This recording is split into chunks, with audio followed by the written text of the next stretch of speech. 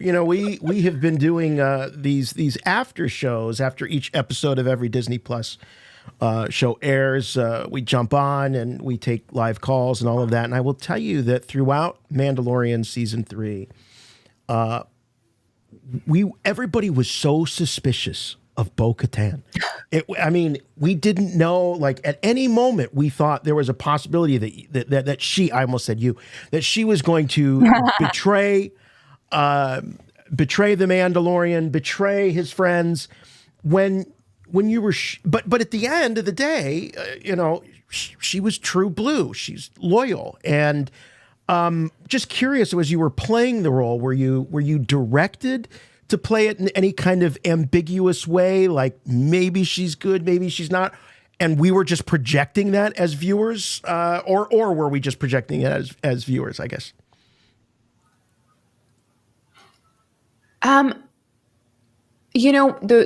way that I played Bo this season was I truly tried to play the authenticity of every moment. And for Bo, she always is thinking. She is very, I call her very stoic. I feel like she is. I feel like when she speaks, she means it. It's thought out. She doesn't waste breath, And so I think sometimes there's interpretation to that. Because you can interpret silence, Yes. Does it surprise you at all that viewers, had you heard that before, that viewers were suspect of her and her motives? Because as you're saying, you're playing it totally straight and legit. So, is that a surprise that some of us thought that maybe there's more? No, not at all. Not at all. I think because of where she's been, everyone could suspect where she's going. Yeah. Right. Mm-hmm. I think that's why it's even more sort of meaningful that she is true blue, because she's learned those lessons and she, she's evolved. She's such from start to finish, she's I love her. I think she's such an interesting character. Yeah, absolutely. That's why Dave Filoni keeps bringing her back time and time again.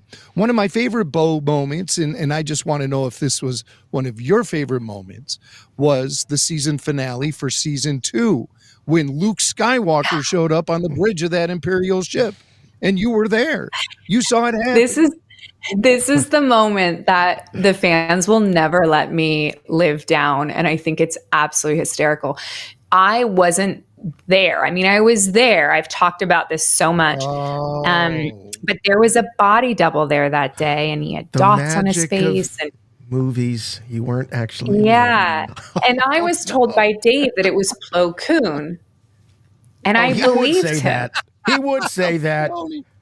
Yeah. And so Ming-Na and I have this really funny moment on my show on the Sackhoff show, where she literally, we get in this very fun, fight with each other, where she's like, I knew the moment. And I was like, you did not. There is no way you knew.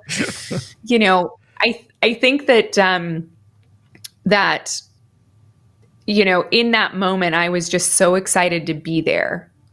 I was only there for 2 episodes, It's a huge moment. There's so much powerful energy in this scene. You have this phenomenal scene with all these incredibly strong women that are there because they're the most qualified. And they're just like storming the bridge. And it was just such a cool moment. And then to have it end, I was just so caught up. If he told me it was Santa Claus, I would have believed him. You know what I mean? Yeah, but you know what? Years and years down the line, you'll be able to tell people, I was there when they brought Luke Skywalker back from the, So no one needs to know, because if they doubt you, just watch the show. There you are. You're right there. It's a madhouse over here, guys, all the time. But so when were you first aware of what actually was happening in the show? Were you just watching it with everybody else when it debuted? Yeah. Really? Yes. Oh my gosh. I watched it with everyone else. Oh my gosh. I found out when everyone else found out. Oh yeah. I bet you were sitting there in the family room going, "Oh, here comes Plo Koon. This is going to be great." Plo Koon. I did, you guys. So gullible. And everyone's like, "It was a lone X-Wing." And I'm like, "Yeah." And they're like, "And he had a cape." I'm like, "Yeah." And they're like, "And he had a glove." I'm like, "Do you know how many Star Wars characters have capes and gloves?" It's like, yeah, it's nothing special.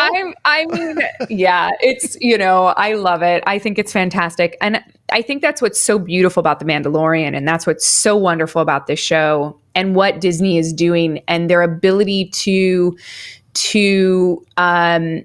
keep things secret is so beautiful, because we're all catapulted back to our childhood and having these moments in the midst of this massive connectivity of social media. Yeah. The fact that Grogu showed up and nobody knew, come on, that's amazing. The fact that Luke Skywalker showed up and nobody knew, including me, and I was in the freaking scene. That's huge, you guys. Like, in today's day and age, to be able to keep those secrets, to give people that moment of cinema is huge. That's crazy. And that's a massive feat to be able to do something like that. It takes a lot of secrecy and a lot of trust, Does it create any tension or extra stress on set, or is it really no different, in terms of that with other projects and shows that you've been on, the secrecy and all of that? No, it's the exact same. You just have to think a little bit more when you're doing interviews, guys, because you have to be careful about what you're saying, not because I'm concerned, but because I don't want to ruin it for anybody. Yeah. I don't want to ruin it for anybody. Why would I want to take that moment away from somebody, Sure. So you just have to be a little bit more careful, Star Wars means so much to so many people, and the community is so passionate, and I am part of that community and I love it so much. I grew up with Star Wars. I'm living my dream. I don't want to ruin that for anyone, Sure. So so there's no more pressure. It's almost just, that you're being trusted with something that's so cool, Yeah. Do you ever get the chance to take selfies with Baby Yoda on the set? I still call him Baby Yoda. I know his name's Grogu. I call him Baby Yoda too. Yeah, I knew it. Yeah, I call him Baby Grogu, actually. That's a good way to do it. Yeah. I take so many selfies. We're not supposed to. If I ever get fired, you guys, it's because I've taken too many photos. I remember when I was first there, and it was no phones on set, no pictures, no nothing.